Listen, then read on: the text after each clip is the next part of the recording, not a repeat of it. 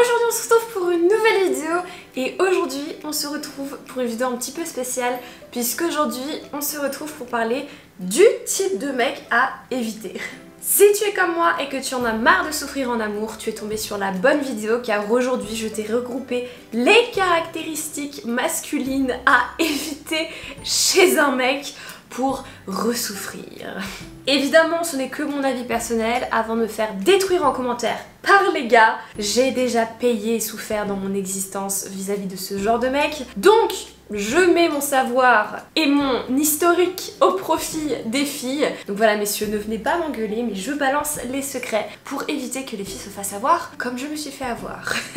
Juste avant de tout vous balancer, n'hésitez pas à me rejoindre sur Instagram si vous voulez en apprendre un petit peu plus sur moi, sur ma personne, sur ma vie. C'est là-bas que ça se passe et si vous avez des problèmes de cœur, vous avez des questions, vous avez besoin d'aide, n'hésitez pas à me follow, à m'envoyer un message en privé et je me ferai un plaisir de vous aider. Bref, maintenant, place à la vidéo, c'est parti. Alors, on va se mettre un petit peu en situation. Imagine, tu vas en first date avec un mec. Tout se passe incroyablement bien. Ou en tout cas, tu te dis, il y a du potentiel dans ce garçon. Le gars te couvre de compliments, il sait comment faire, tu te sens à l'aise avec lui et tu te dis, ok, on va se revoir. Deuxième date, troisième date, tout est bien, tu te dis que tu es tombé sur le prince charmant, vous commencez à apprendre à vous connaître, tout va très vite entre vous et au bout de 2 semaines, il s'attache à toi et il te dit qu'il veut être en couple avec toi, il te dit que tu es quelqu'un d'incroyable, qu'il n'a jamais rencontré quelqu'un d'aussi merveilleux et il te demande d'être officiellement sa copine, sa girlfriend,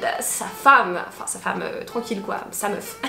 Là, tu es sur un petit nuage, tu acceptes d'être officiellement sa copine, tout va bien. Et 2 semaines après, il te demande d'emménager ensemble. Je te dis que c'est un petit peu rapide, mais pourquoi pas finalement, parce que je suis très bien avec cet homme, tout va pour le mieux, vous emménagez ensemble. 2 semaines après, 2 mois, il te dit, écoute, j'aimerais que tu rencontres mes parents. Bon, tout s'enchaîne. Tout va très vite, limite vous parlez du futur, vous parlez d'un mariage et de bébé quoi. J'exagère un petit peu, mais pour tuer un petit peu le contexte de la vitesse dans laquelle le mec s'est engagé émotionnellement dans la relation. Donc toi tu engages ton cœur, tu engages tes émotions, tu fonces un petit peu la tête baissée dans cette relation. Et au bout de 1 mois, peut-être 2 mois après, tu te rends compte que le gars devient de plus en plus distant. Tout d'un coup, soudainement. Tout l'enthousiasme qu'il avait mis au début de la relation, il le retire petit à petit. T'as l'impression que plus rien n'est plus comme avant. Il a plus vraiment envie de sortir, il devient de plus en plus énervé au moindre petit truc, à la moindre embrouille. Tu as l'impression de marcher un peu sur des œufs avec lui. Tu te demandes qu'est-ce qui est devenu le mec avec qui j'ai commencé à sortir. Et tout d'un coup, très rapidement, il vient te voir et il te dit « il faut qu'on parle ». Et là, ça pue la merde. Il te dit très clairement qu'il veut arrêter le couple et que voilà, il est détaché, qu'il veut te quitter. Qu'est-ce qu'il s'est passé? Et pourquoi éviter ce genre de mec? Quel est ce type de mec finalement? C'est le type de mec qui tombe amoureux de l'idée de toi, mais qui ne tombe pas amoureux de toi. Je m'explique. Le gars s'est engagé tellement rapidement qu'il n'a pas eu le temps d'apprendre à te connaître, d'apprendre à connaître une personne. Finalement, on n'apprend pas à connaître une personne au bout de 2 mois. On ne sait pas vraiment quoi ressemble la vie au bout de 2 mois de connaître quelqu'un.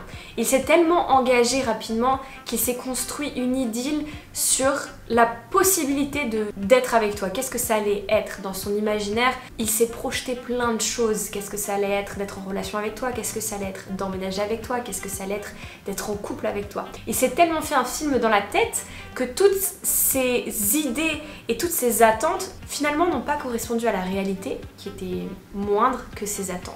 Mais tu n'en es absolument pas coupable. Ce n'est aucunement de ta faute dans l'histoire. C'est un homme émotionnellement inintelligent, voilà, qui n'a aucune intelligence émotionnelle, qui n'arrive pas à comprendre qu'il faut du temps avant de commencer à connaître quelqu'un. Tout ce qu'il a vu de toi les 2 premiers mois ne pouvait absolument pas représenter toute ta personne et toute ta personnalité.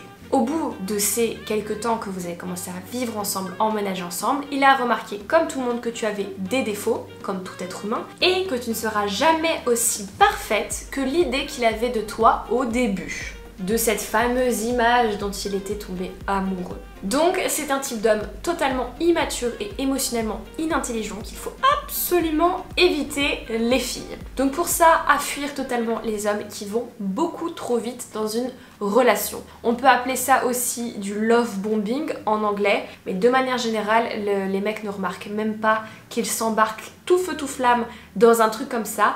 Mais de manière générale, quand vous voyez qu'une personne s'embarque trop vite dans une relation, essayez de la calmer en lui disant: est-ce que tu serais pas en train de t'imaginer quelque chose, de tomber amoureux d'une idée plutôt que d'une personne? Très important, posez-vous aussi la question à vous-même, posez-vous, calmez vos ardeurs et ça devrait aller.